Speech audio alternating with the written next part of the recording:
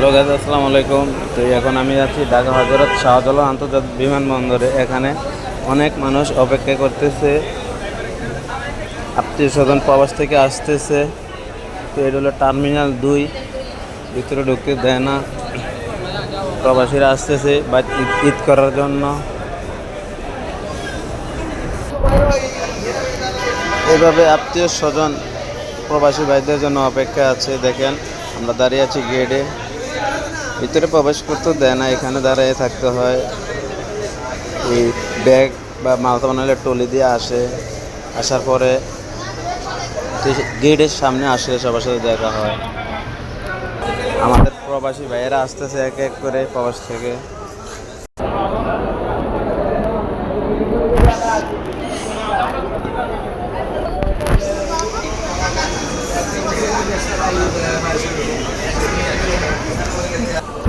যাদের স্বজনরা এনে অপেক্ষা করতেছে, আসতেছে, বিমান আসতেছে, যাত্রী আসতেছে, সবাই অপেক্ষা করতেছে। যাদের আত্মীয় স্বজন ভাই এবং ভাই বোনেরা সবাই অপেক্ষায়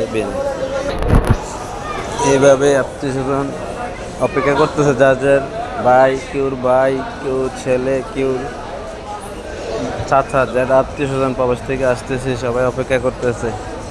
এখন আমরা দাঁড়িয়েছি টার্মিনাল 2-এ। আমরা দাঁড়িয়ে আছি টার্মিনাল 2-এ।